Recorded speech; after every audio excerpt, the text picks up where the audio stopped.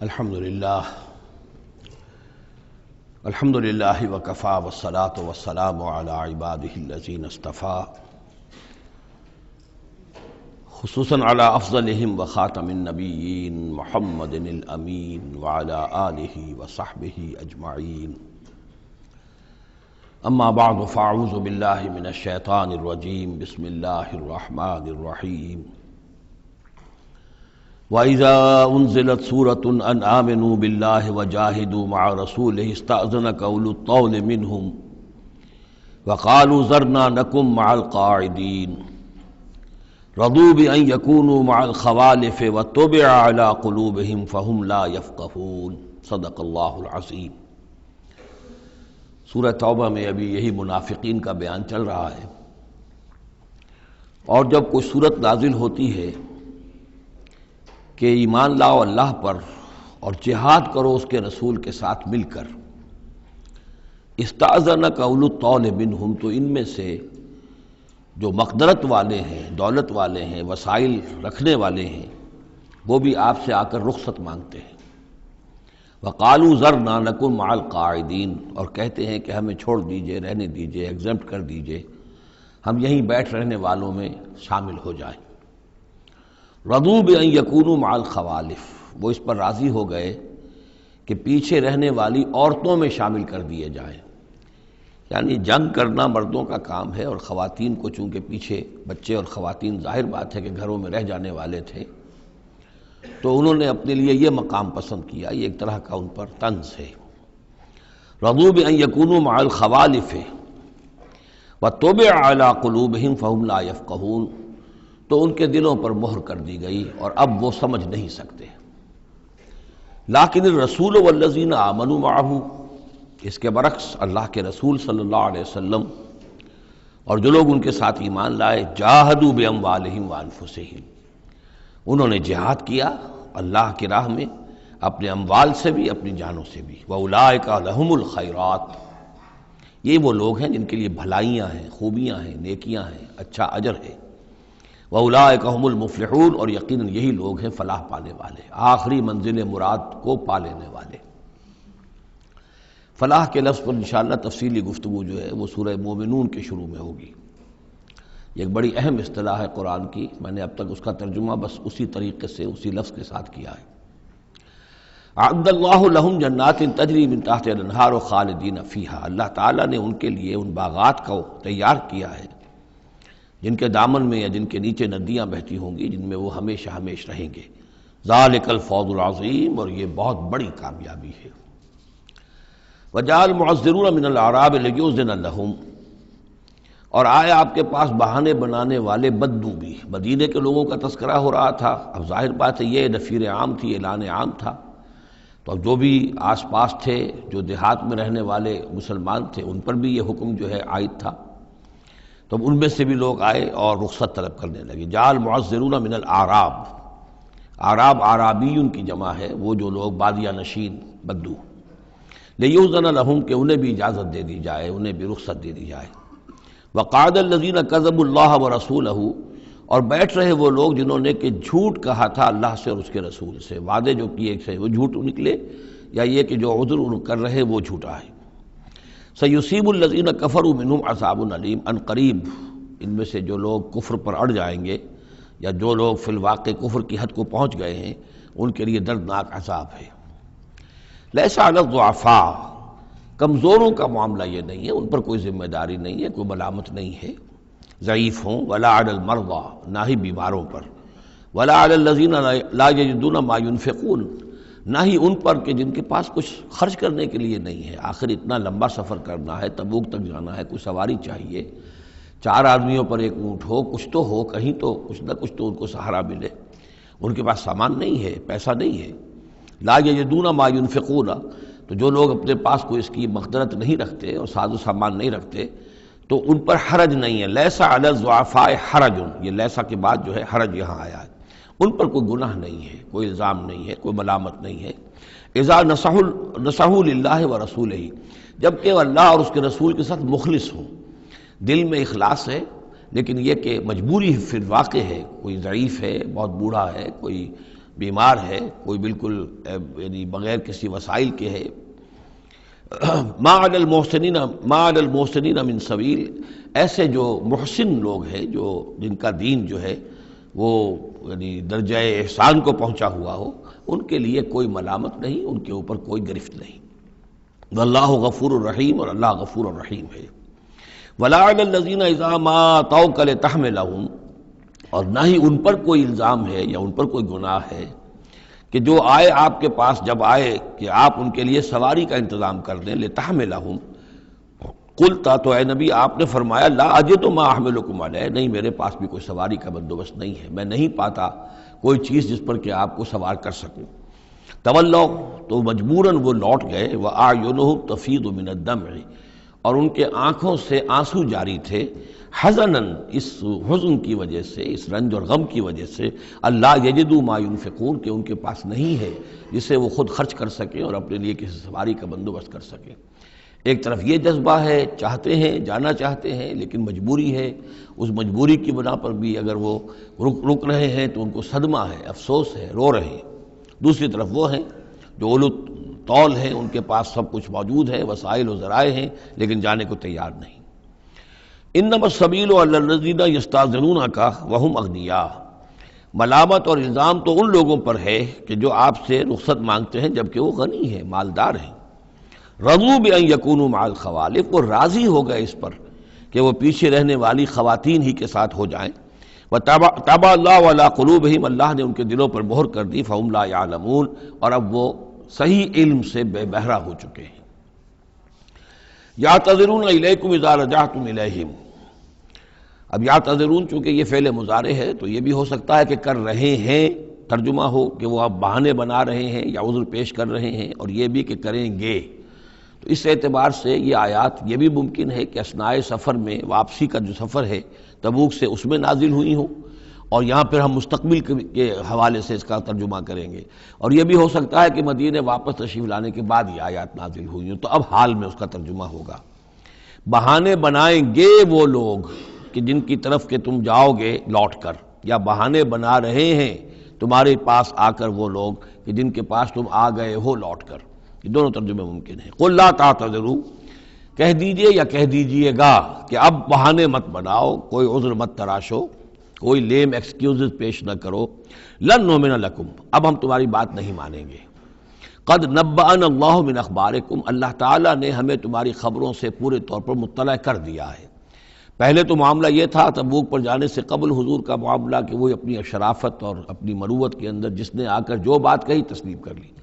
اب چونکہ اس دوران میں یہ ساری آیات اتر چکی ہیں اور اللہ تعالیٰ نے جو کچھ ان کے اندر تھا چھپا ہوا وہ بھی کھول کر بیان کر دیا ہے، تو کہہ دیا گیا کہ اب آپ ڈنکے کی چوٹ کہہ دیجئے، لن نؤمن لکم، اب ہم تمہاری بات نہیں مانیں گے۔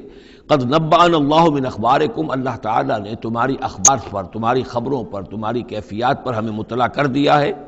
وَسَيَرَى اللَّهُ عَمَلَكُمْ وَرَسُولُهُ، اب عنقریب مستقبل میں اللہ تعالیٰ تمہارے عمل کو دیکھے گا اور اس کا رسول بھی دیکھیں گے صلی اللہ علیہ وسلم، یعنی آئندہ اب تمہارا کیا ایٹیچیوڈ رہتا ہے۔ ثُمَّ تُرَدُّونَ إِلَىٰ عَالِمِ الْغَیْبِ وَالشَّہَادَةِ، پھر تمہیں لوٹا دیا جائے گا اس ہستی کی طرف جو کھلے اور چھپے کی جاننے والی ہے۔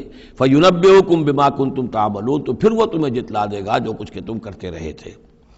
سَيَحْلِفُونَ بِاللَّهِ لَكُمْ إِذَا انقلبتم، یہ یقیناً قسمیں کھا کھا کر، حلف اٹھا کر اللہ کا کہیں گے جب کہ تم کی طرف لوٹ جاؤ گے یا آ گئے ہو، الیہم لتعرضوا عنہم، تاکہ آپ اعراض کریں، تاکہ مسلمانوں ان کو چھوڑ دیں، ان سے کوئی باز پرس نہ کریں، انہیں کوئی صدا نہ دیں، اعراض کریں۔ فاعرضوا عنہم، ٹھیک ہے ان سے اعراض کرو، ان سے آپ توجہ جو ہے پھیر لیجئے۔ انہم رجس، یقیناً یہ لوگ ناپاک ہیں۔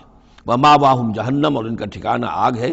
جزاء بما کانوا یکسبون، بدلہ اس کا جو یہ کمائی انہوں نے کی ہے۔ یحلفون لکم لترضوا عنہم، یہ جو قسمیں کھا رہے ہیں مسلمانوں تمہارے پاس آ کر، اس لیے تاکہ تمہیں راضی کر لیں، تم ان سے راضی ہو جاؤ۔ اس لیے کہ ظاہر بات ہے کہ ایک معاشرہ تھا، مدینے میں رہتے تھے، ان کے بھائی بند تھے، ان کے دوست تھے، احباب تھے، اوس اور خزرج کے اندر رشتہ داریاں تھیں، تو اب بالکل آؤٹ کاسٹ ہو جانا معاشرے میں،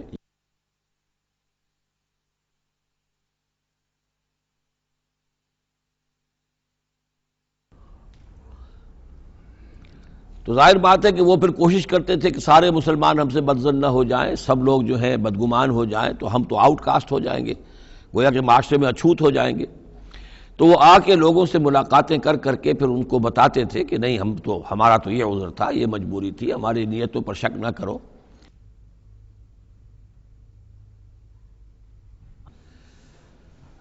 یحلفون لکم لترضوا عنہم، اے مسلمانوں یہ تمہارے سامنے قسمیں کھا کھا کر اپنے خلوص کا جو اطمینان تمہیں کرانا چاہ رہے ہیں وہ اس لیے کہ تم ان سے راضی ہو جاؤ۔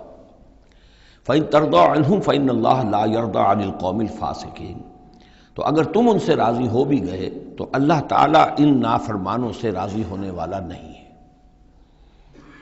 الْأَعْرَابُ أَشَدُّ كُفْرًا وَنِفَاقًا، بدو لوگ جو ہیں دیہاتی بادیہ نشین وہ کفر اور نفاق میں اور بھی زیادہ سخت ہیں۔ ذرا ہلکی کرو آواز۔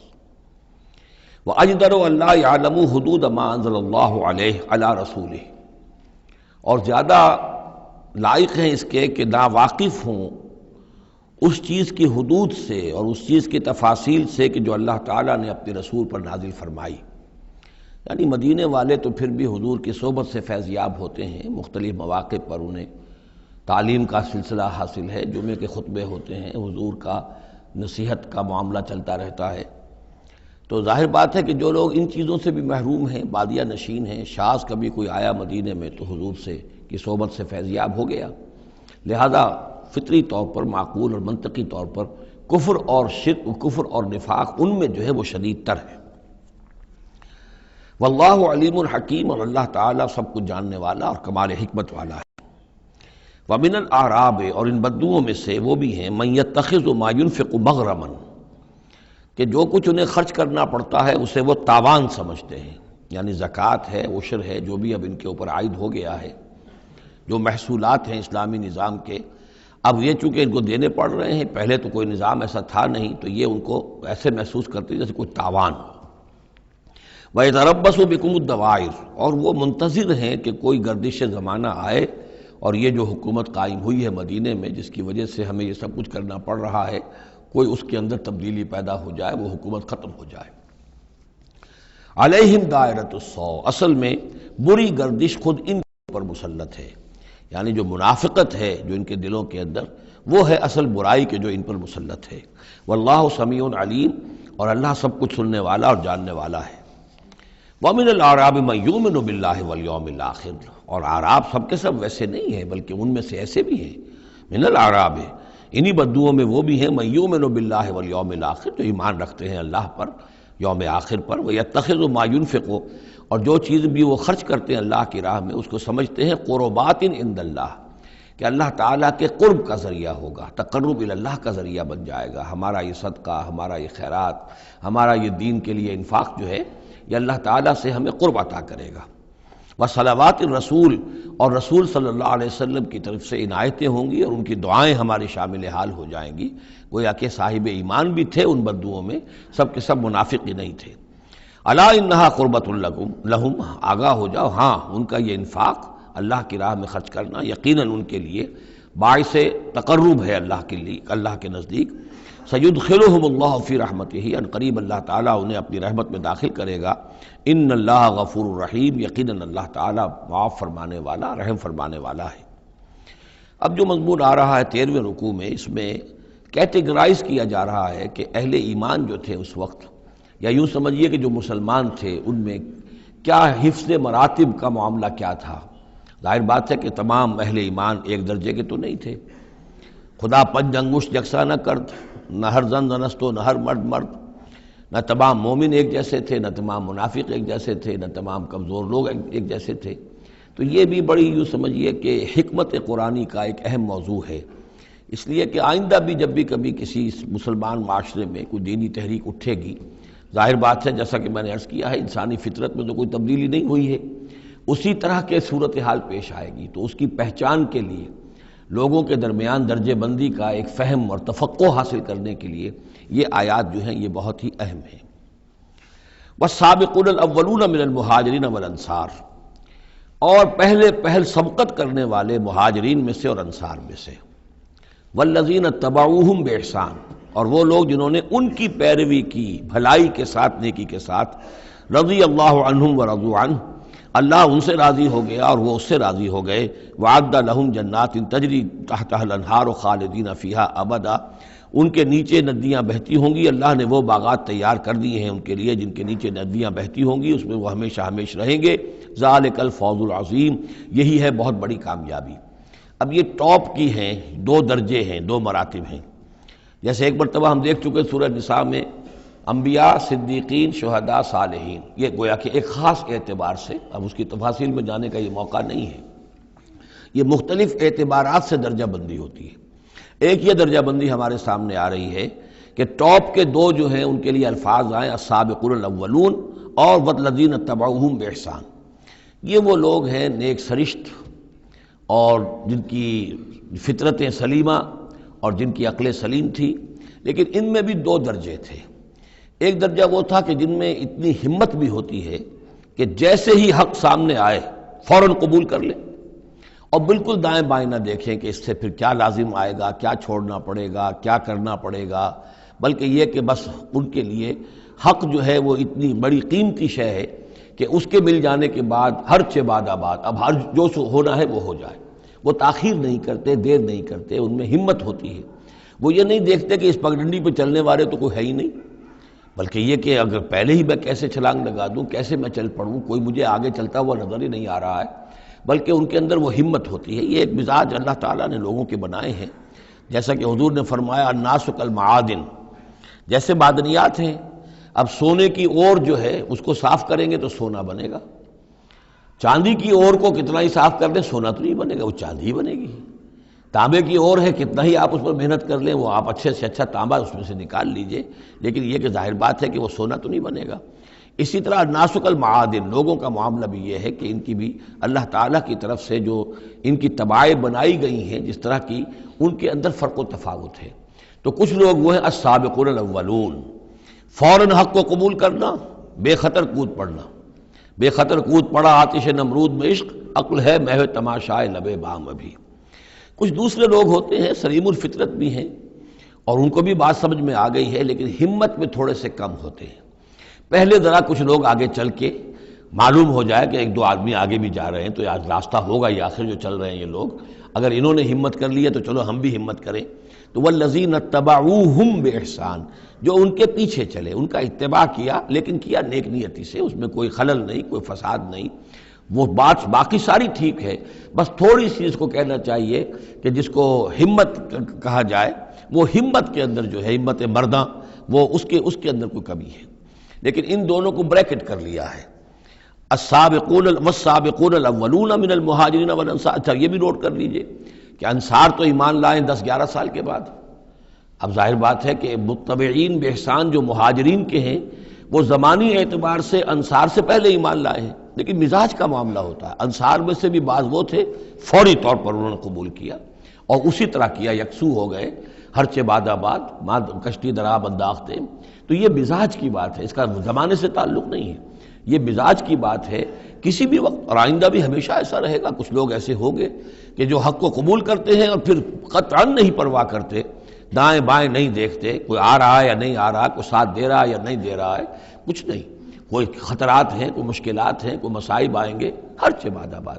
کچھ لوگ ہیں جو ذرا دائیں بائیں دیکھ کر تھوڑا سا چلتے ہیں، ان کی ہمت جو ہے اتنی نہیں ہوتی۔ والسابقون الاولون من المہاجرین والانصار والذین اتبعوہم بإحسان رضی اللہ عنہم ورضوا عنہ وعد لہم جنات تجری تحت الانہار خالدین فیہا ابدا ذالک الفوز العظیم۔ وممن حولکم من الاعراب منافقون، اب یہ ایک طرف تو یہ ٹاپ کے دو اور ایک اب بالکل نیچے جا کر، اور جو لوگ تمہارے آس پاس آباد ہیں جو بدوؤں میں، جو بادیہ نشین ہیں، ان میں منافق ہیں۔ ومن اہل المدینہ، اور نہ صرف ان میں ہیں، اہل مدینہ میں بھی ہیں۔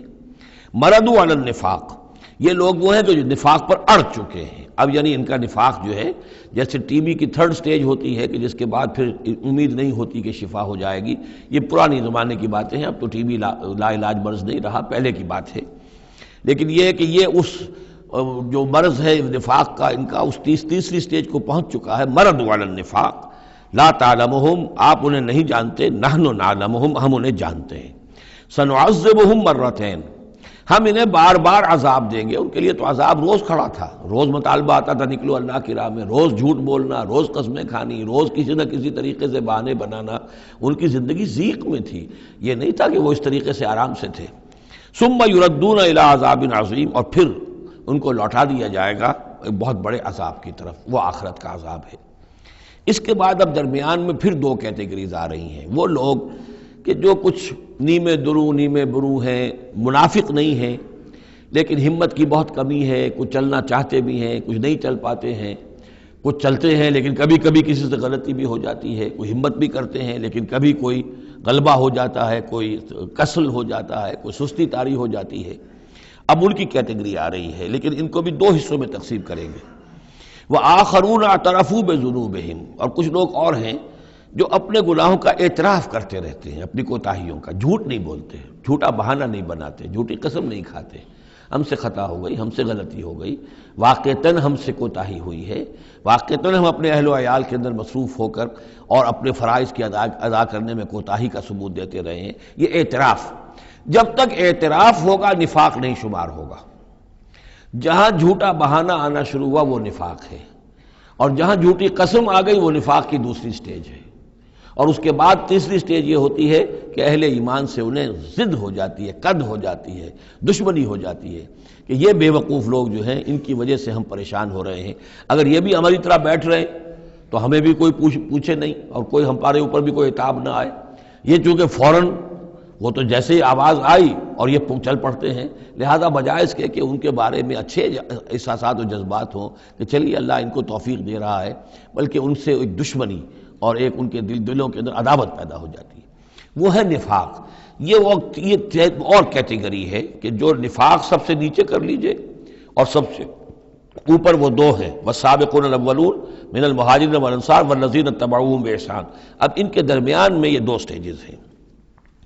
وآخرون اعترفوا بذنوبہم، اور کچھ لوگ اور ہیں جنہوں نے اپنی کوتاہیوں کا، اپنی تقصیر کا اعتراف کیا. خلطوا عملا صالحا وآخر سیئا، انہوں نے کچھ گڈمٹ کیا ہوا ہے، نیک کام بھی کرتے ہیں، ایثار بھی کرتے ہیں، انفاق بھی کرتے ہیں، لیکن یہ کہ کبھی کوئی غلط کام بھی کر بیٹھتے ہیں، کوئی بری حرکت بھی سرزد ہو جاتی ہے. عسى الله ان يتوب علیہم، اللہ تعالیٰ امید دلاتا ہے کہ اللہ تعالیٰ ان کی توبہ کو قبول فرمائے گا اور ان کی توبہ جو ہے ان کو توبہ کی توفیق دے گا. ان اللہ غفور الرحیم، یقیناً اللہ تعالیٰ غفور اور رحیم ہے. اس میں شان نزول کے اعتبار سے ایک روایت بھی ہے. حضرت ابو لبابہ تھے رضی اللہ تعالیٰ عنہ اور ان کے کچھ ساتھی تھے، ان سے غزوہ تبوک کے موقع پر یہ کوتاہی ہو گئی کہ کسل کی وجہ سے اور مال اور دنیا میں اپنے مصروفیات اور مشاغل کی وجہ سے نہیں جا سکے. لیکن یہ ہے کہ ان کو شدید فوراً ہی احساس ہو گیا کہ ان سے تو بہت بڑی غلطی ہوئی ہے، بڑی خطا ہو گئی ہے، بڑی کوتاہی ہوئی ہے. اور اس احساس کی وجہ سے اس درجے ان کو اندر جو ہے ندامت کے جذبات پیدا ہوئے کہ انہوں نے اپنے آپ کو مسجد نبوی کے ستونوں سے باندھ لیا کہ اب حضور ہی آئیں گے اور اگر اعلان فرمائیں گے کہ ہماری توبہ قبول کر لی ہے اللہ تعالیٰ نے اور اپنے دست مبارک سے ہمیں کھولیں گے، تب ہم یہاں سے آزاد ہوں گے، ورنہ ہم یہیں پر اپنی جانیں دے دیں گے، اپنے آپ کو باندھے رکھیں گے ان ستونوں کے ساتھ. پھر حضور واپس تشریف لائے ہیں اور یہ آیات جب نازل ہوئیں، عسى الله ان يتوب علیہم، اللہ تعالیٰ ان قریب، یا اللہ توقع ہے اللہ ان کی توبہ قبول فرمائے گا. تب حضور نے آ کر انہیں کھولا اور انہیں یہ خوشخبری دی کہ ان کی توبہ جو ہے اللہ نے قبول کر لی ہے. یہ وہی بات ہے جو سورہ نساء میں بھی ہم پڑھ چکے ہیں. ثم یتوبون من قریب، وہ لوگ انما التوبۃ علی اللہ للذین یعملون السوء بجہالۃ ثم یتوبون من قریب. فوری طور پر جو ہے انسان کے اندر وہ ایمانی جذبات جو ہیں دوبارہ عود کر آئیں اور وہ فوراً توبہ کرے، تو ایسی توبہ کا قبول کرنا جو ہے اللہ تعالیٰ نے گویا کہ اپنے ذمے واجب ٹھہرایا ہوا ہے. البتہ یہ کہ پھر ان کے بارے میں خاص طور پر یہ حکم ہوا خذ من اموالہم صدقۃ.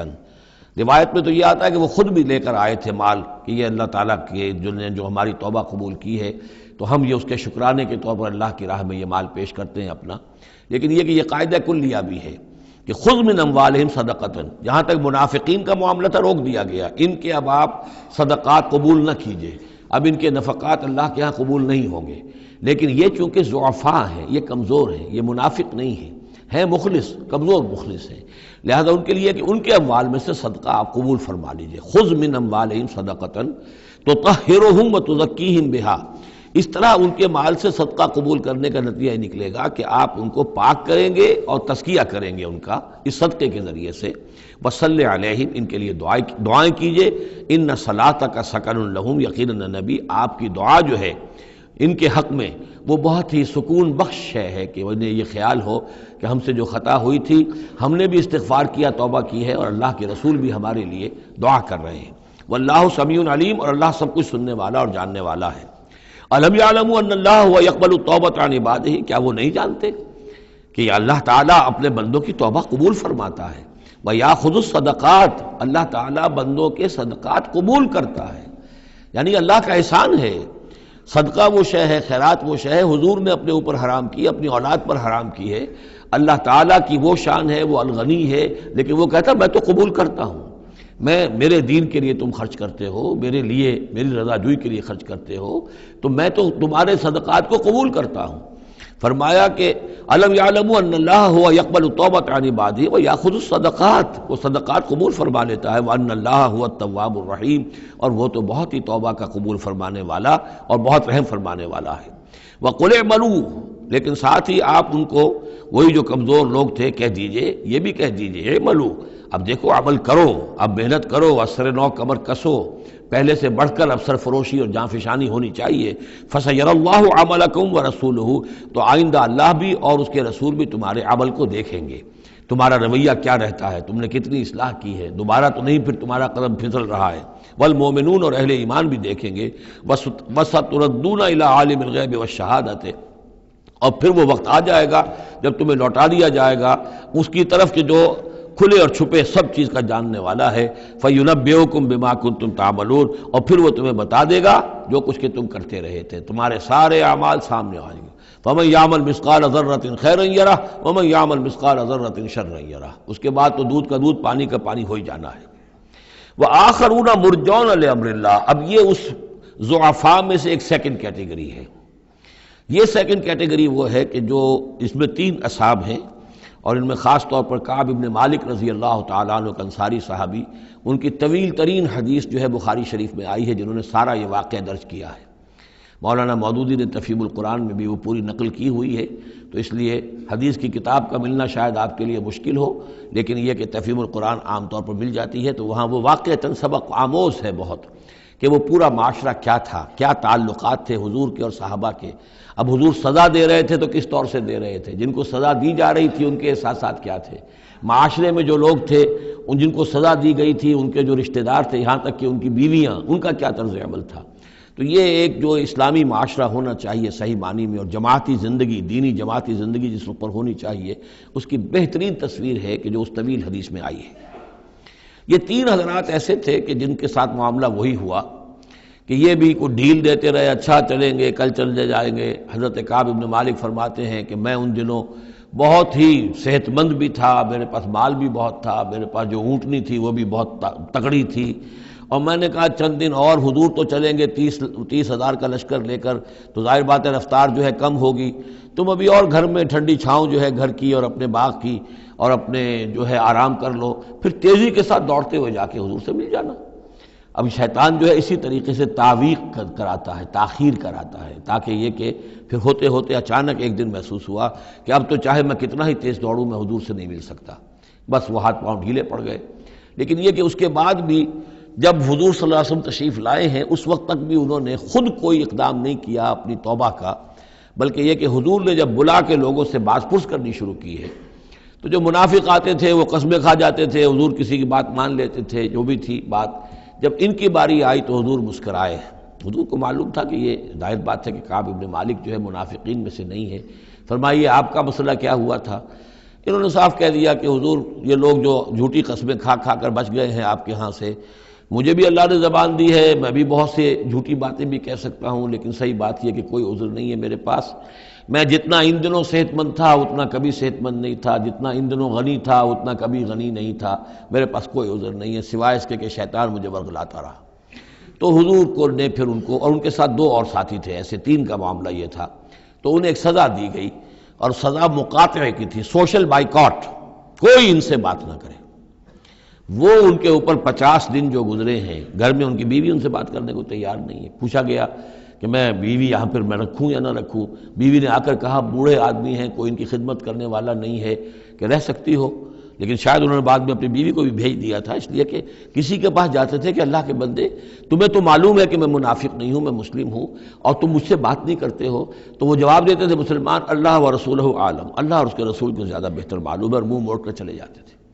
تو یہ وہاں کا معاشرہ جو ہے اس کے اندر جو نظم تھا، ضبط تھا کہ ہمارے نبی نے چونکہ انہیں سزا دی ہے لہذا اب ان سے کوئی کلام نہیں کرے گا. اسی میں وہ واقعہ بھی پیش آیا، چونکہ 50 دن کا لمبا معاملہ تھا کہ ملک غسان کا جو ہے ان کے پاس ایک آ گیا ایلچی، اور اس کا خط اس نے دیا، اور اس میں یہ لکھا ہوا تھا کہ ہمیں معلوم ہے تمہارے ساتھی تم پر بڑا ظلم کر رہے ہیں، تمہارے صاحب جو ہے یعنی حضور صلی اللہ علیہ وسلم، تم تو بڑے شریف آدمی ہو اور تم بڑے اپنی قوم کے جو ہے وہ بہت سربراوردہ لوگوں میں سے ہو، تم ایسے تو نہیں ہو کہ تمہیں اس طرح ذلیل کیا جائے، تم ہمارے پاس آؤ، ہم تمہیں اپنے یعنی اونچے درجے دیں گے اپنے دربار میں. تو انہوں نے کہا یہ اور مصیبت آئی، اور وہ خط لے کر پھاڑا اور تندور کے اندر پھینک دیا. ورنہ یہ کہ اگر ذرا سی بھی کوئی کمزوری ہوتی تو یہ کہ اس شیطان نے اس کمزوری کو ایکسپلائٹ کرنے کا بھی اتنا بڑا جو ہے داؤ کھیلا تھا. بہرحال ان کا ذکر ہے یہ. وآخرون مرجون لامر اللہ، اور کچھ اور ہیں کہ جن کے معاملے کو مؤخر کر دیا گیا ہے اللہ کے حکم سے. اما یعذبہم، اللہ چاہے گا تو انہیں عذاب دے گا، واما یتوب علیہم، اور چاہے گا تو ان کو بھی توبہ کی توفیق دے گا یا ان کی توبہ قبول فرما لے گا. واللہ علیم الحکیم، اور اللہ علیم اور حکیم ہے. ان کا ذکر جو ہے پھر بعد میں آئے گا، کچھ عرصے کے بعد گویا کہ وہ آیات نازل ہوئیں کہ جن میں ان کی توبہ بھی بعد میں قبول ہو گئی. لیکن 50 دن کا بڑا سخت سوشل بائیکاٹ. والذین اتخذوا مسجدا ضرارا وکفرا وتفریقا بین المؤمنین وارصادا لمن حارب اللہ ورسولہ من قبل، اور وہ لوگ کہ جنہوں نے ایک مسجد بنائی ہے ضرار کے طور پر، زدم زدہ، ضرر سے ضرار باب مفعلہ ہے، وکفرا اور کفر کے لیے، وتفریقا بین المؤمنین اور اہل ایمان میں تفریق پیدا کرنے کے لیے، وارصادا لمن حارب اللہ ورسولہ اور ان لوگوں کو گھات فراہم کرنے کے لیے، جائے پناہ دینے کے لیے کہ جو اللہ اور اس کے رسول سے جنگ کر رہے ہوں، من قبل جو کہ اس سے پہلے سے اللہ اور اس کے رسول سے جنگ کر رہے تھے. یہ مسجد ضرار بنائی تھی منافقین نے مدینے کے اندر، اور مسجد قباء کے قریب کے علاقے ہی میں تھی یہ.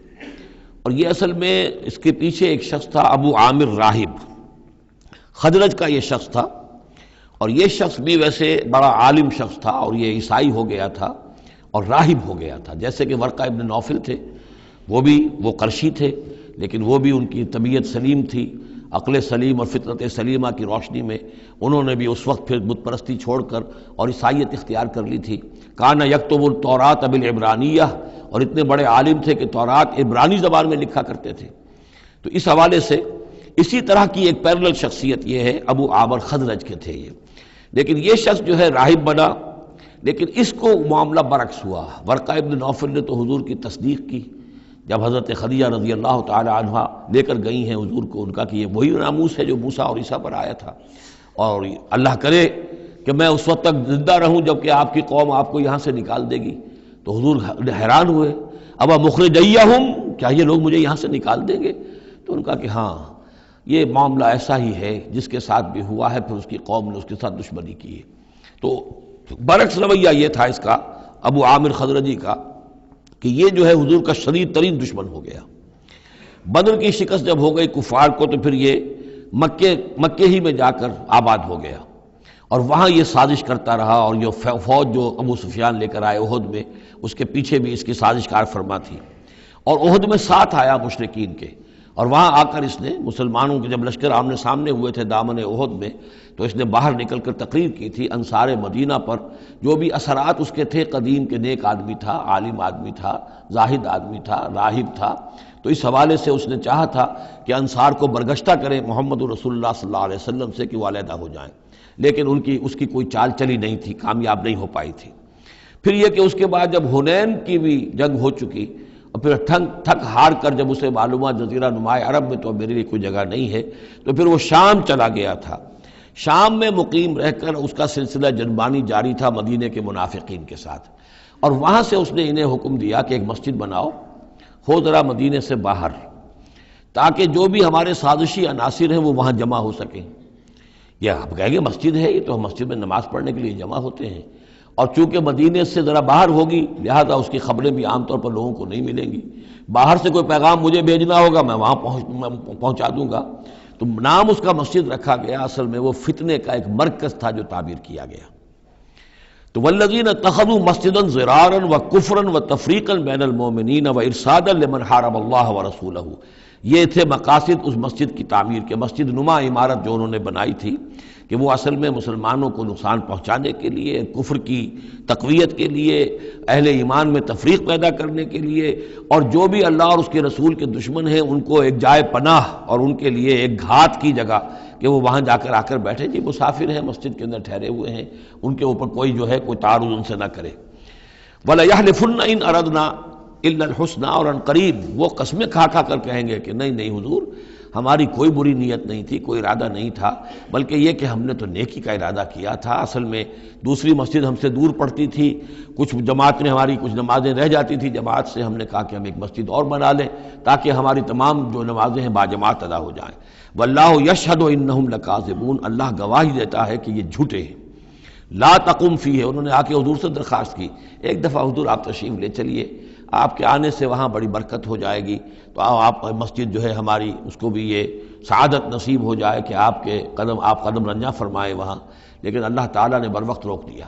لا تقم فیہ ابدا، اے نبی آپ اس مسجد میں کبھی کھڑے نہ ہو۔ لمسجد اسس علی التقوی من اول یوم، یقیناً وہ مسجد جو پہلے دن ہی سے تقوی پر تعمیر کی گئی، مسجد قباء قریب ہی تھی، اور یہ وہ مسجد ہے کہ جو سب سے پہلے تعمیر ہوئی ہے اور اس کی بنیاد تقوی پر تھی۔ حضور جب ہجرت کا سفر اختیار کر کے آئے تھے، مدینے پہنچے تو وہاں پہلا پڑاؤ تھا، مدینے سے 3 میل باہر، اس پڑاؤ کی جگہ پر یہ وہ مسجد قباء ہے۔ تو مسجد اسس علی التقوی من اول یوم، پہلے دن سے جو مسجد جو ہے تقوی پر جس کی بنیاد رکھی گئی، احق ان تقوم فیہ، وہ زیادہ حقدار ہے، مستحق ہے اس کی کہ آپ اس میں کھڑے ہوں، اس میں نماز پڑھیں۔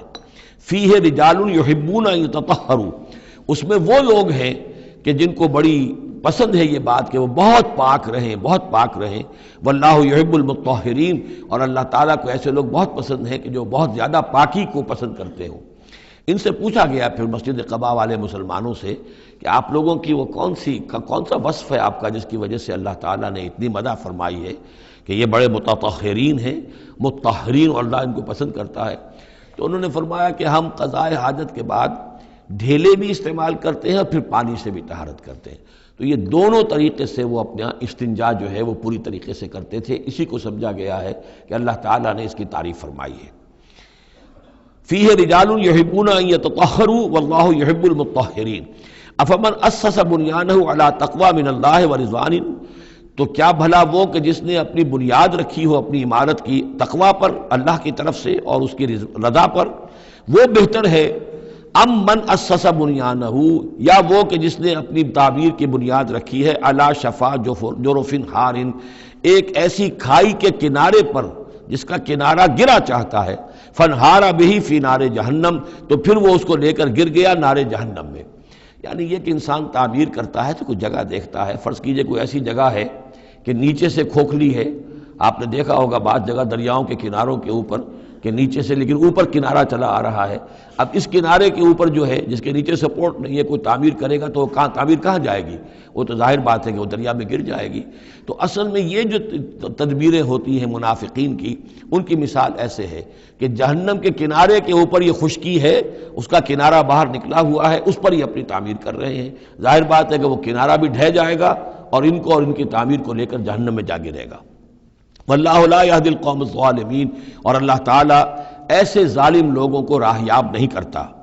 لا یزال بنیانہم الذی بنوا ریبۃ فی قلوبہم، یہ عمارت جو انہوں نے بنائی ہے، یعنی یہ جو بھی منافقت کی عمارت انہوں نے تعمیر کی ہے اور تانا بانا بنا ہے، یہ عمارت جو انہوں نے بنائی ہے اب رہے گی ان کے دلوں میں، شکوک و شبہات پیدا کیے رکھے گی، الا ان تقطع قلوبہم، الا یہ کہ ان کے دل کے ٹکڑے کر دیے جائیں۔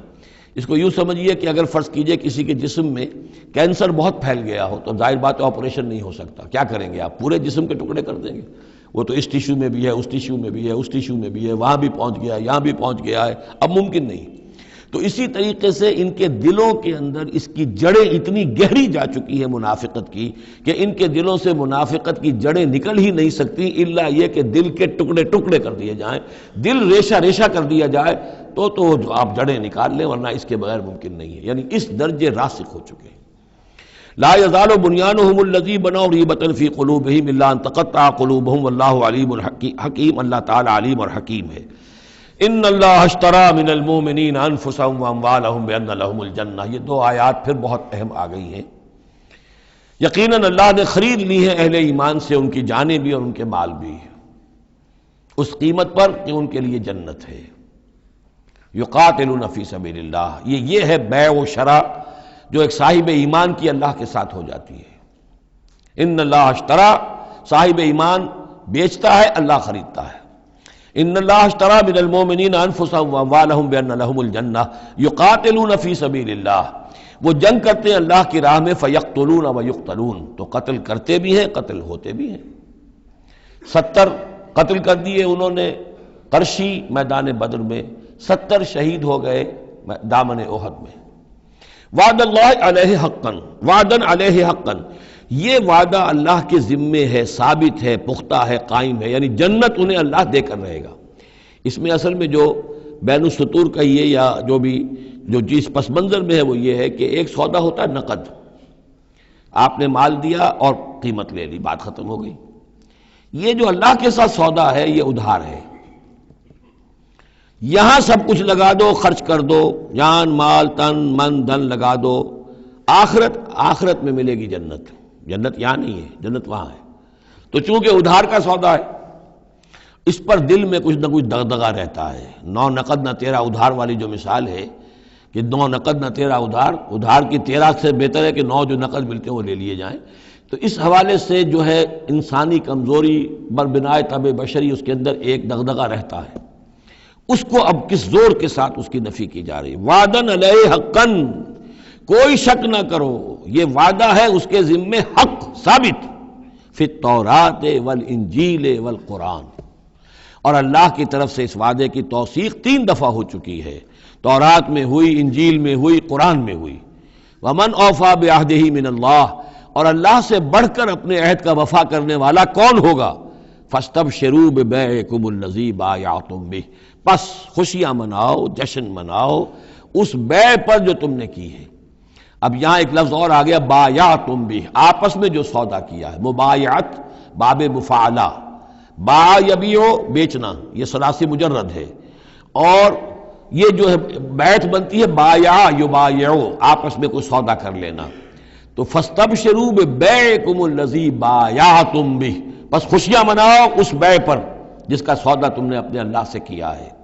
یہیں سے لفظ بیعت نکلا ہے۔ بیعت کیا ہے؟ ایک بندہ اللہ کے حوالے کرتا ہے اپنے آپ کو، لیکن چونکہ اللہ تعالیٰ تو سامنے خود موجود نہیں ہے، اس وقت اللہ کے رسول تھے، تو بیعت ہو رہی ہے اصل میں تو اللہ سے، بیع اللہ سے ہے اور بیعت رسول اللہ سے ہو رہی ہے صلی اللہ علیہ وسلم۔ دست مبارک اللہ کا نہیں ہے بلکہ اللہ کے رسول کا ہے۔ البتہ ایک جگہ ہم جا کر دیکھ لیں گے کہ فرمایا گیا کہ ایک تیسرا ہاتھ اور بھی ہے، انویزیبل ہاتھ، غیر مرئی ہاتھ اللہ کا بھی ہے، ید اللہ فوق ایدیہم، اللہ کا ہاتھ ان کے ہاتھوں کے اوپر ہے۔ تو یہ بیع ہے، یہ سودا ہے، یہ ایمان کا لازمی تقاضا ہے۔ ان اللہ اشترى من المؤمنین انفسهم واموالهم بان لهم الجنہ یقاتلون فی سبیل اللہ فیقتلون ویقتلون وعدا علیہ حقا فی التوراۃ والانجیل والقرآن ومن اوفی بعہدہ من اللہ فاستبشروا ببیعکم الذی بایعتم بہ وذلک هو الفوز العظیم۔ اور یہی ہے بہت بڑی کامیابی۔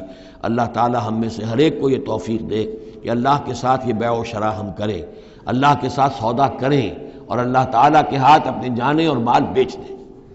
اب اس کا جو ظہور ہوگا انسانی شخصیت میں وہ کیا ہے؟ یہ آیت بھی بڑی ہی گمبھیر اور بڑی جامع آیت ہے، بہت جامع آیت ہے۔ اس میں 9 الفاظ آئے ہیں، التائبون العابدون الحامدون السائحون الراکعون الساجدون الآمرون بالمعروف والناہون عن المنکر والحافظون لحدود اللہ وبشر المؤمنین۔ توبہ کرنے والے، اللہ کی پرستش اور بندگی کرنے والے، اللہ کی حمد اور تعریف کرنے والے، دنیاوی آسائشوں سے لا تعلق رہنے والے سائحون، پچھلے زمانے میں ہوتا تھا بنباس لینے والے، چلے جانے والے، شہروں کو چھوڑ کر چلے جاتے تھے لوگ جنگلوں کے اندر، لیکن ہمارے ہاں اسلام میں اب سیاحت نہیں رہی ہے، رہبانیت ختم کر دی گئی ہے۔ البتہ روزے داروں پر اطلاق ہوتا ہے، مہاجرین پر، مجاہدین پر جو اللہ کی راہ میں نکلے ہوتے ہیں وہ بھی گویا کہ ان کے مشابہ ہو جاتے۔ لا رہبانیت فی الاسلام الا الصوم، لا رہبانیت فی الاسلام الا الجہاد فی سبیل اللہ۔ الراکعون، رکوع کرنے والے، الساجدون، سجدہ کرنے والے، اور پھر تین الفاظ وہ ہیں کہ جو ایک عملی جد و جہد، باقی سارے اوصاف تو اپنے ہیں، ذاتی ہیں، لیکن اس سے جو متعدی ہونا ہے، معاشرے کے ساتھ انہیں جو معاملہ کرنا ہے، جو بھی اب اس دعوت و تحریک کے لیے جو عمل کرنا ہے، الامرون بالمعروف، نیکی کا حکم دینے والے، والناہون عن المنکر، بدی سے روکنے والے، اور سب سے زیادہ جامع لفظ آیا حافظون لحدود اللہ، اللہ کے حدود کی حفاظت کرنے والے، گویا کہ خدائی فوجدار بن کر کھڑے ہو جانے والے کہ یہ اللہ کے حدود ہیں، ہم پامال نہیں کرنے دیں گے، ہم انہیں توڑنے نہیں دیں گے۔ یہ ہے وہ در حقیقت کے جو منہج انقلاب نبوی کے ضمن میں اس دور میں جو ایک اجتہاد کی ایک ضرورت ہے کہ جو بھی آخری مرحلہ ہوگا جبکہ وہ سارے مراحل طے ہو چکے ہوں تو اس میں نہی عن المنکر بالید، کہ ہم حدود اللہ کو اب نہیں ٹوٹنے دیں گے اور ہم پوری طاقت کے ساتھ حفاظت کریں گے اللہ کی حدود کی، اور جو بھی منکرات ہیں ان کو روکیں گے۔ وَبَشِّرِ الْمُؤْمِنِينَ، اور اے نبی ان اہل ایمان کو آپ بشارت دے دیجئے، اللہم ربنا اجعلنا منہم۔ ما کان للنبی والذین آمنوا ان یستغفروا للمشرکین ولو کانوا اولی قربی، اور یہ نبی کے لیے اور نہ ہی اہل ایمان کے لیے یہ روا ہے کہ وہ استغفار کریں، بخشش چاہیں مشرکین کے لیے، خواہ وہ ان کے قرابت دار ہوں، ولو کانوا اولی قربی من بعد ما تبین لہم، اس کے بعد کہ ان کے لیے یہ بات واضح ہو چکی ہو انہم اصحاب الجحیم، کہ وہ لوگ جہنمی ہیں۔ وما کان استغفار ابراہیم لابیہ الا عن موعدۃ وعدہا ایاہ، اور نہیں تھا استغفار کرنا ابراہیم کا اپنے والد کے حق میں مگر ایک وعدے کی بنیاد پر کہ جو انہوں نے اس سے کیا تھا جب گھر سے نکالا ہے باپ نے، یہ ہم سورہ مریم میں پڑھیں گے، تو اس وقت وعدہ کر کے نکلے تھے ساستغفر لک ربی انہ کان بی حفیہ، وہ وعدہ نبھاتے رہے، اور وہ نبھاتے اس لیے رہے کہ امید تھی کہ جب تک وہ زندہ تھا باپ کہ شاید اللہ تعالیٰ اس کو ہدایت دے دے اور یہ ایمان پر آ جائے، لیکن جب اس کی موت واقع ہو گئی تو انہوں نے استغفار بند کر دیا، اس لیے کہ اب ثابت ہو گیا کہ وہ در حقیقت کفر کے اوپر اڑا رہا، اور موت جب واقع ہو گئی تو اب تو توبہ کا دروازہ بند ہو چکا۔ فلما تبین لہ انہ عدو للہ، اور جب ان پر یہ بات روشن ہو گئی، واضح ہو گئی کہ وہ تو اللہ کا دشمن ہے، تبرأ منہ، تو ان سے تبری کیا، ان سے اعلان بیزاری کر دیا۔ ان ابراہیم لأواہ حلیم، یقیناً ابراہیم تو بہت نرم دل تھے اور بہت ہی حلیم الطبع تھے۔ وما کان اللہ لیضل قوما بعد اذ ھداھم، اور یہ اللہ کی شان نہیں ہے، اللہ کا یہ طریقہ نہیں ہے کہ وہ کسی قوم کو گمراہ کر دے اس کے بعد کہ انہیں ہدایت دی ہو، حتی یبین لہم ما یتقون، جب تک کہ واضح نہ کر دے جس چیز سے بچنا چاہیے۔ یعنی جب تک یہ آیت قرآن میں نہیں اتری تھی، اگر کسی مسلمان نے اپنے کسی مشرک باپ یا ماں کے لیے دعا کی ہے تو اللہ نے اس کے لیے معافی کا اعلان کر دیا کہ چونکہ اس بات سے ابھی تک تمہیں آگاہ نہیں کیا گیا تھا کہ اہل ایمان کے لیے روا نہیں ہے کہ مشرکین کے لیے استغفار کریں، تو جب تک یہ حکم نہیں آ گیا تھا جو بھی اگر کسی نے کیا ہے تو اللہ تعالیٰ اس پر کوئی باس پرس نہیں کرے گا۔ ما کان اللہ لیضل قوما بعد اذ ھداھم حتی یبین لہم ما یتقون، جب تک کہ واضح نہ کر دیا جائے کہ ان چیزوں سے آپ کو بچنا ہے۔ ان اللہ بکل شیء علیم، یقیناً اللہ تعالیٰ ہر شے کا جاننے والا ہے۔ ان اللہ لہ ملک السماوات والارض، یقیناً اللہ ہی کے لیے ہے آسمانوں اور زمین کی بادشاہی، یحیی و یمیت، وہی زندہ رکھتا ہے، وہی موت وارد کرتا ہے۔ ما لکم من دون اللہ من ولی ولا نصیر، اور تمہارے لیے کوئی نہیں ہے، کوئی نہ حمایتی اور نہ کوئی مددگار اللہ کے سوا۔ لقد تاب اللہ علی النبی والمہاجرین والانصار، اللہ تعالیٰ مہربان ہوا، شفقت فرمائی اللہ تعالیٰ نے اپنے نبی پر بھی صلی اللہ علیہ وسلم، والمہاجرین اور مہاجرین پر، والانصار اور ان انصار پر، الذین اتبعوہ فی ساعۃ العسرۃ، جنہوں نے ان کا ساتھ دیا، ان کی پیروی کی، ان کا اتباع کیا بڑی مشکل وقت میں۔ یہ اسرہ جو ہے اس کو کہا جاتا ہے تبوک کو جیش الاسرہ، بہت ہی تنگی تھی، راشن کی بہت کمی تھی، بھوک کا معاملہ، قحط کا معاملہ، بہت سخت آزمائش تھی جو اللہ تعالیٰ نے اس وقت مسلمانوں کی ہے، لیکن جن لوگوں نے ساتھ دیا، ثابت قدم رہے، ان کے لیے اب یہ کہ اللہ تعالیٰ کی طرف سے اعلان عام ہو رہا ہے۔ لقد تاب اللہ علی النبی والمہاجرین والانصار الذین اتبعوہ فی ساعۃ العسرۃ من بعد ما کاد یزیغ قلوب فریق منہم، اس کے بعد کہ ان میں سے ایک گروہ کے دل میں کچھ کجی آنے بھی لگی تھی، پر بنائے طبع بشری کہیں نہ کہیں کچھ نہ کچھ کمزوری، جیسے کہ غزوہ احد میں بھی بنو حارثہ اور بنو سلمہ کے بارے میں عارضی طور پر تھوڑی سی کمزوری آ گئی تھی۔ ثم تاب علیہم، پھر اللہ تعالیٰ نے ان پر توجہ فرمائی، عنایت فرمائی، انہ بہم رؤوف الرحیم، یقیناً وہ ان کے حق میں بہت مہربان ہے، رحم فرمانے والا۔ وعلی الثلاثۃ الذین خلفوا، اور اب یہ اعلان ہو گیا ان تین کے بارے میں بھی جن کا کہ معاملہ مؤخر کر دیا گیا تھا، اور وہ تین کعب ابن مالک اور ان کے ساتھ اور بھی ہلال ابن امیہ اور مرارہ ابن ربیع رضی اللہ تعالیٰ عنہ اجمعین، یہ تین صحابہ تھے انصاری۔ وعلی الثلاثۃ الذین خلفوا، اور ان لوگوں پر بھی وہ جو تین کہ جن کا معاملہ ذرا پیچھے ڈال دیا گیا تھا، مؤخر کر دیا گیا تھا، ان پر بھی اللہ نے توبہ فرمائی، یعنی اللہ نے توبہ قبول فرمائی۔ حتیٰ اذا ضاقت علیہم الارض بما رحبت، یہاں تک کہ جب زمین ان پر اپنی تمام کشادگی کے باوجود تنگ پڑ گئی، وضاقت علیہم انفسہم، اور ان پر اپنی جانیں جو ہے بھاری ہو گئیں، وظنوا ان لا ملجا من اللہ الا الیہ، اور انہیں یقین ہو گیا کہ اللہ تعالیٰ سے بچ کر جا کر کوئی اور پناہ گاہ ہے ہی نہیں سوائے اس کے کہ اسی کی جناب میں آ کر پناہ لی جائے۔ لا ملجا من اللہ الا الیہ، جیسے یہ کہ کوئی بچے کو اگر ماں مارتی ہے تو بچہ پھر لپکتا ہے ماں کی طرف، لپٹتا ہے ماں سے، جائے کہاں؟ ظاہر بات ہے کہ مار رہی ہے ماں، لیکن وہ پھر لپٹ رہا ہے ماں کے ساتھ۔ اسی طرح لا ملجا من اللہ الا الیہ، اللہ تعالیٰ کی طرف سے اگر کوئی سختی بھی آئے، سزا بھی آئے، تو آخر بھاگے جائیں کہاں؟ اللہ ہی کی جناب میں پھر پناہ لینی ہے۔ نہ کہیں جہاں میں کما ملی جو اما ملی، تو کہاں ملی میرے جرم خانہ خراب کو تیرے عفو بندہ نواز میں۔ ثم تاب علیہم لیتوبوا، تو اللہ تعالیٰ نے ان کی توبہ قبول فرمائی تاکہ وہ بھی دوبارہ متوجہ ہو جائیں اور اپنی جو بھی کمزوریاں تھیں ان کو رفع کریں۔ ان اللہ هو التواب الرحیم، یقیناً اللہ تعالیٰ تواب ہے اور رحیم ہے۔ یا ایھا الذین آمنوا اتقوا اللہ وکونوا مع الصادقین، اہل ایمان اللہ کا تقوی اختیار کرو اور دیکھو صادقین کی جماعت کے ساتھ جڑے رہو۔ یہ جڑے رہنا جو ہے یہ ہے در حقیقت کسی جماعتی زندگی کے اندر، جیسا کہ ہم نے اس سے پہلے پڑھا تھا سورہ انعام میں، لَهُ أَصْحَابٌ يَدْعُونَهُ إِلَى الْهُدَى ائْتِنَا، اگر کسی کے کچھ ساتھی ہوں، کسی وقت کسی کا پاؤں گر گیا، پھسل گیا، تو کوئی اور ساتھی سہارا دینے والا ہو، ہاتھ پکڑنے والا ہو، کسی کی کسی وقت ہمت جو ہے جواب دے رہی ہے تو دوسرا جو ہے اس کی ہمت بنانے والا ہو، اجتماعی زندگی جو برکتیں ہیں۔ یا ایھا الذین آمنوا اتقوا اللہ وکونوا مع الصادقین، اور سچے لوگوں کی معیت اختیار کرو۔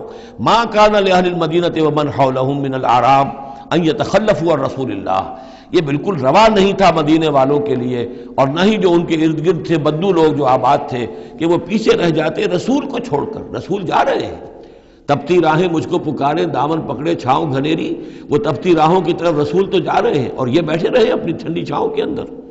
وَلَا يَرْغَبُوا بِأَنفُسِهِمْ عَن نَفْسِهِ، اور نہ ان کے لیے یہ روا تھا کہ وہ نبی کی جان سے بڑھ کر اپنی جان کی فکر کرتے، اپنی جان کی پرواہ کرتے، اپنی آسائش اور اپنی حفاظت اور اپنی عافیت جو ہے اس کی فکر کرتے۔ ذَلِكَ بِأَنَّهُمْ لَا يُصِيبُهُمْ ظَمَأٌ، یہ اس لیے کہ انہیں نہ تو آتی کوئی بھوک پیاس لگتی، ولا نصب، نہ کوئی ان کے اوپر تکان طاری ہوتی، ولا مخمصۃ، نہ کبھی انہیں فاقے کی تکلیف گوارا کرنا پڑتی فی سبیل اللہ، اللہ کے راہ میں، ولا یطعون موطئا، اور نہ ہی وہ قدم رکھتے کسی جگہ پر یغیظ الکفارہ، جس سے کہ کفار کو جو ہے کے دلوں میں آگ لگے، ولا ینالون من عدو نیلا، اور نہ وہ لیتے اپنے دشمن سے کچھ بھی، کوئی بازی حاصل کرتے، کچھ پاتے، کچھ اس سے فتح حاصل کرتے، الا کتب لہم بہ عمل صالح، مگر یہ کہ ہر اس فعل کے ساتھ ساتھ ان کے اعمال میں عمل صالح نیکیوں کا اندراج ہوتا رہتا۔ چاہے کبھی بھوک لگتی، کبھی پیاس لگتی، کبھی کوئی اور تکلیف ہوتی، کہیں چلنا پڑتا، اس کی مشقت ہو جاتی، تکان ہو جاتی، کہیں دشمن سے کوئی غضب پہنچا کر اہل ایمان کو لیے کوئی نفع حاصل کر لیا جاتا، جو بھی ہوتا یہ سب کا سب ان کے نامہ اعمال میں نیکیوں کی صورت میں درج ہوتا چلا جاتا۔ ان اللہ لا یضیع اجر المحسنین، یقیناً اللہ تعالیٰ محسنوں کے اجر کو ضائع نہیں کرتا۔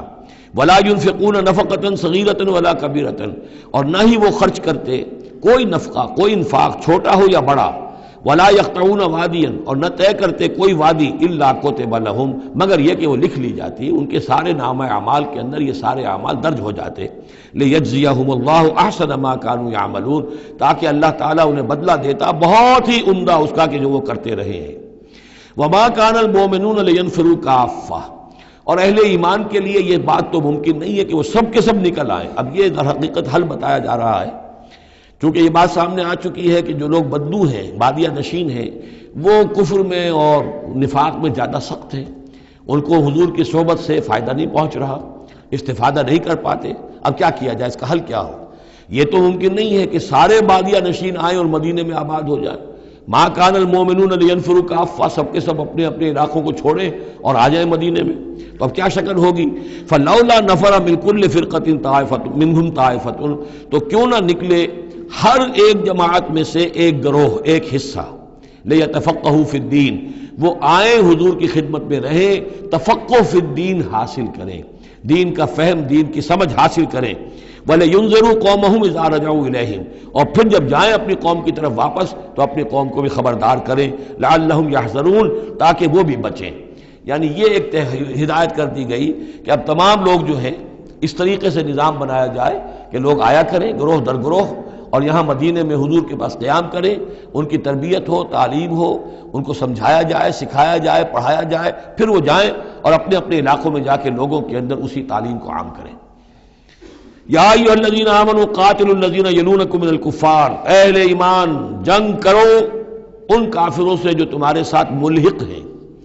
اصل میں یہ چونکہ اب حضور صلی اللہ علیہ وسلم کی جو دعوت کا بین الاقوامی یا عالمی یا آفاقی دور ہے، اس کا آغاز ہو چکا ہے، اب اس کو بڑھنا ہے، تو یہاں حکم دیا جا رہا ہے اب جو دارالاسلام کی سرحد یہاں ہے تو جو کافر یہاں بستے ہیں ان سے قتال کرو، پھر وہ سرحد آگے چلی جائے گی تو اگلوں کے ساتھ قتال کرو۔ یہ قتال جاری رہنا ہے تاں آ کے پوری دنیا پر اللہ کا دین غالب ہو جائے۔ جیسے کہ وہ قتال جاری رہا، قاتلوہم حتی لا تکون فتنۃ ویکون الدین کلہ للہ، جیسے جزیرہ نمائے عرب کی حد تک قتال کے جاری رکھنے کا حکم تھا کہ جب تک جزیرہ نمائے عرب سے کفر اور شرک کا خاتمہ نہیں ہو جاتا اور اللہ کا دین وہاں غالب نہیں ہو جاتا، یہ جنگ جاری رہے گی۔ اب معاملہ یہ ہے کہ حضور صرف عرب کے لیے نہیں بھیجے گئے تھے بلکہ پوری دنیا کے لیے، لہذا اب اس کے لیے یہ اعلان عام ہے، چارٹر ہے، اسی پر عمل کرتے ہوئے فوجیں نکلی ہیں۔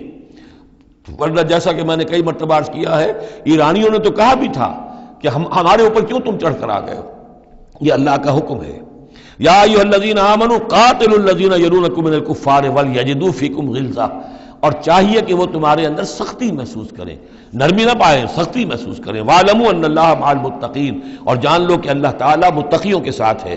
وَإِذَا مَا أُنزِلَتْ سُورَةٌ فَمِنْهُم مَّن يَقُولُ أَيُّكُمْ زَادَتْهُ هَٰذِهِ ایمانا، اور جب کوئی سورت نازل ہوتی ہے تو وہ کہتے ہیں آپس میں، پھر منافقین کا تذکرہ ہو رہا ہے، بھائی کس کے ایمان میں اضافہ ہو گیا اس سورت سے، استہزاء کے انداز میں، کیونکہ یہ بات کہی گئی ہے جب وہ آیات سنتے ہیں اللہ کی تو ان کے ایمان میں اضافہ ہوتا ہے، تو اب وہ تبصر کرتے تھے۔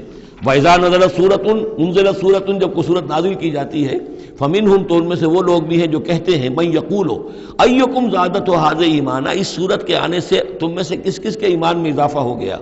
فَأَمَّا الَّذِينَ آمَنُوا فَزَادَتْهُمْ ایمانا، تو واقعتاً جو ایمان والے ہیں ان کے ایمان میں یقیناً اضافہ ہوا ہے۔ وَهُمْ يَسْتَبْشِرُونَ، اور وہ خوش ہوتے ہیں، خوشیاں مناتے ہیں، اللہ نے مزید آیات اتاری ہیں، اللہ نے ہمارے ایمان کو اور جلا بخشی ہے۔ وَأَمَّا الَّذِينَ فِي قُلُوبِهِم مَرَضٌ، رہ گئے وہ لوگ کہ جن کے دلوں میں روگ ہے، فَزَادَتْهُمْ رِجْسًا إِلَىٰ رِجْسِهِمْ، تو ان کے جو گندگی پہلے سے ہے ان آیات کے نزول کے بعد بھی ان کی گندگی ہی میں اضافہ ہوتا ہے۔ وَمَاتُوا وَهُمْ كَافِرُونَ، اور وہ مرتے ہیں اسی حال میں کہ وہ کافر ہوتے ہیں۔ اولا يرون انہم یفتنون فی کل عام مرۃ او مرتین، کیا یہ منافق دیکھتے نہیں ہیں کہ ہر سال ان کو آزمایا جا رہا ہے، ایک بار یا دو بار، کوئی نہ کوئی مرحلہ آ جاتا ہے، ہر سال کوئی قتال کا مرحلہ آ گیا، کوئی اور آزمائش آ گئی۔ ثم لا یتوبون ولا هم یذکرون، اس کے باوجود نہ یہ توبہ کرتے ہیں اور نہ ہی نصیحت اخذ کرتے ہیں۔ وَإِذَا مَا أُنزِلَتْ سُورَةٌ نَظَرَ بَعْضُهُمْ إِلَىٰ بَعْضٍ، اور جب کوئی صورت نئی اترتی ہے جس میں قتال کا ذکر بھی ہو جائے تو پھر وہ ایک دوسرے کو دیکھتے ہیں، نظر بعضهم الى بعض، کنکھیوں سے، آنکھوں میں اشارے کرتے ہیں، هل يراكم من احد، تمہیں کوئی دیکھ تو نہیں رہا؟ ثم انصرفوا، پھر وہ وہاں سے کھسک جاتے ہیں۔ صرف اللہ قلوبہم، اصل میں اللہ تعالیٰ نے ان کے دلوں کو پھیر دیا ہے، بانہم قوم لا یفقہون، اس لیے کہ ان کے دل تفقہ سے خالی ہیں۔ اب یہ جو دو آیتیں ہیں یہ قرآن مجید کی عظیم ترین آیات میں سے ہیں، لقد جاءکم رسول من انفسکم، لوگوں دیکھو آ گیا ہے تمہارے پاس ہمارا رسول صلی اللہ علیہ وسلم، تم ہی میں سے ہے، انسان ہے، بنی نوع بشر میں سے ہے، عزیز علیہ ما عنتم، اور مسلمانوں جو تم پر کوئی بات مشکل کی ہوتی ہے وہ ان پر بھی بڑی بھاری گزرتی ہے، حریص علیکم، تمہارے حق میں بہت حریص ہیں، سارے خیر، ساری خوبیاں، ساری بھلائیاں اللہ تمہیں دے دے، بالمومنین رؤوف الرحیم، اور اہل ایمان کے حق میں وہ شفیق بھی ہیں، رحیم ہیں، مہربان ہیں۔